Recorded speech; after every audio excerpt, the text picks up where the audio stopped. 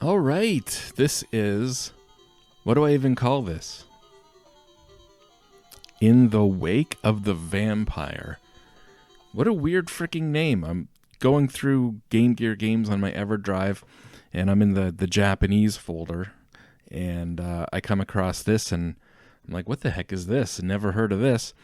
As soon as I saw it, I'm like, yeah, I have seen this before, but it was for the Master System, and it was not called this.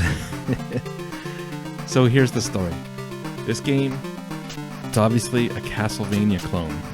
It's a Castlevania clone in a lot of ways, the good ways and the bad ways. The stairs can be an issue. The bats are freaking annoying. But on the plus side, you can break open a wall and find some items, some power-ups.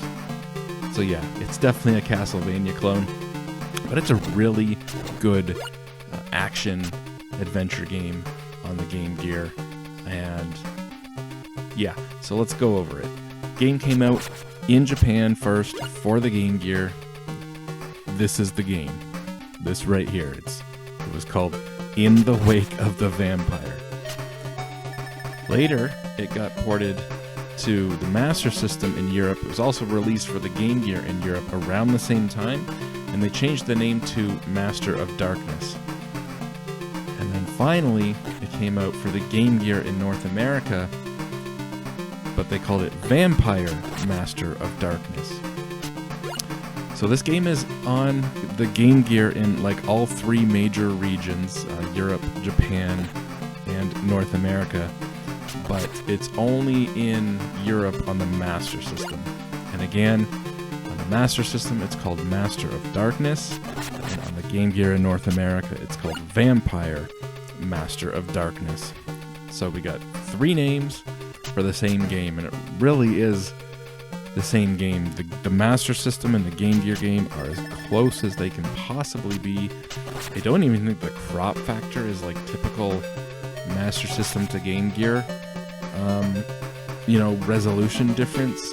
It didn't seem like it anyways when I took a quick look at it. They look very, very similar.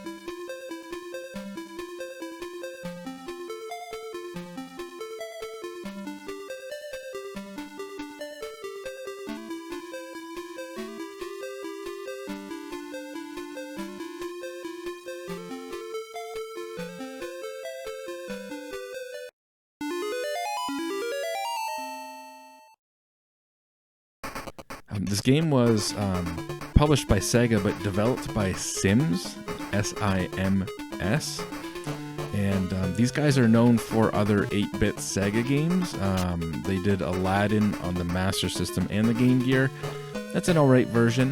They did Ninja Gaiden on the Master System. And I think that's a pretty good version, if I remember correctly. It's nothing like the NES version.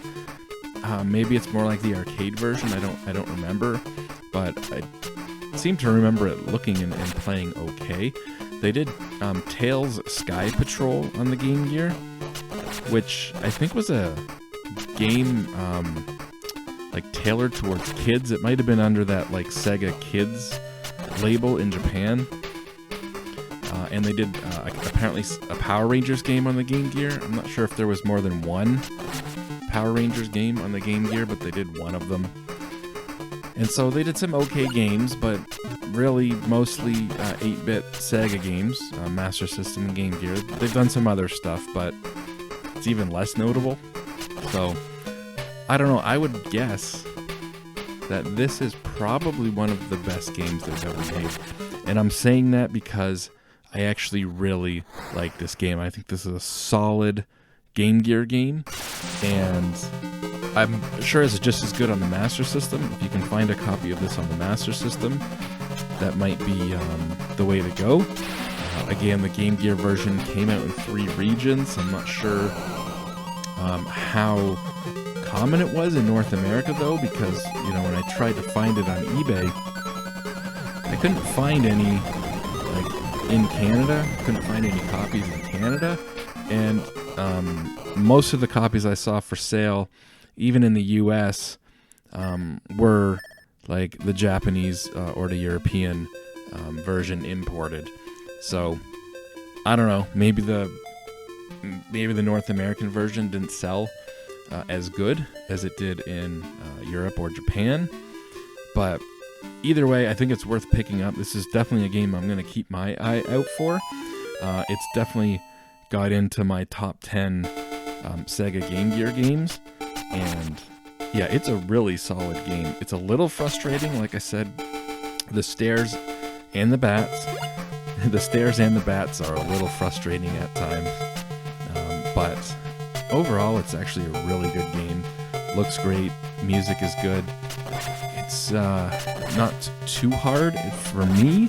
I've already gotten to, I think, level 4, and there's only 5 levels.